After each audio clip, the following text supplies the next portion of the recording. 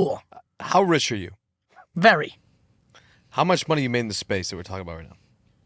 Oh yeah, didn't I see all those posts going around? I see 90 million. I see. Yeah, By the way, don't be misled. My Google net worth is 86 million, and I will say this.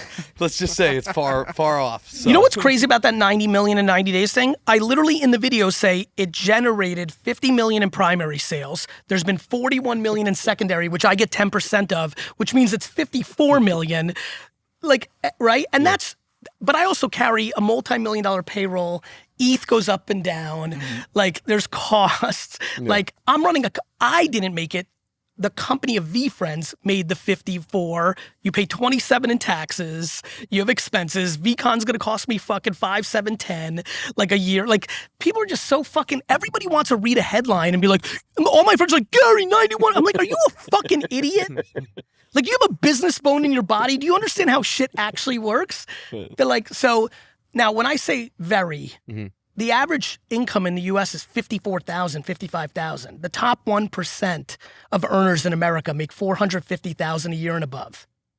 If you make $450,000 a year in America, you are very, very, very wealthy. We don't even begin to think somebody's got anything going on if they don't make $1 million a year. And $1 million a year in all the craziness now feels like nothing. Right. Right? So I think we have the conversation super wrong. And then there's a whole nother convo. Do you know how many miserable fucks I know that make $4 million a year and hate their life and everything sucks shit? Many. And do you know how many people that make $130 or 65 that I know that love life? Like, we have a complete fucked up convo of what success looks like. Right.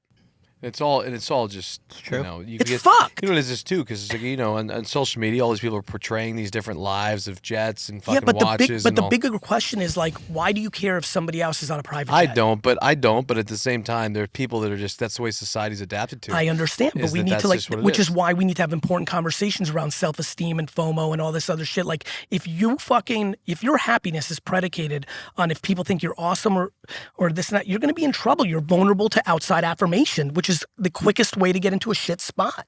So what is your vice? Where do you spend your money? Like, in a sense of where you maybe shouldn't?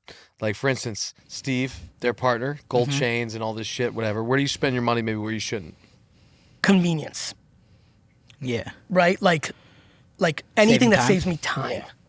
Right? Like, I don't want to do anything like other than what I want to do. So anything that like I have multiple assistants, driver, like all that's like, so that's one place.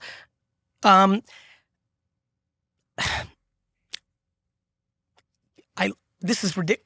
Something happened when I was 10 that really was a telltale for me. On my 10th birthday, my grandma took me to Toys R Us and they had Cabbage Patch Kids which were impossible to get. So I took my birthday money and bought my sister a Cabbage Patch because she was with me. I don't like stuff. And I don't like stuff. I like experiences. I will overspend on vacations like crazy. Like crazy. Food, right? Like I'll be ridiculous with that kind of shit. But I don't like stuff, cars. Like, I'm not a stuff guy.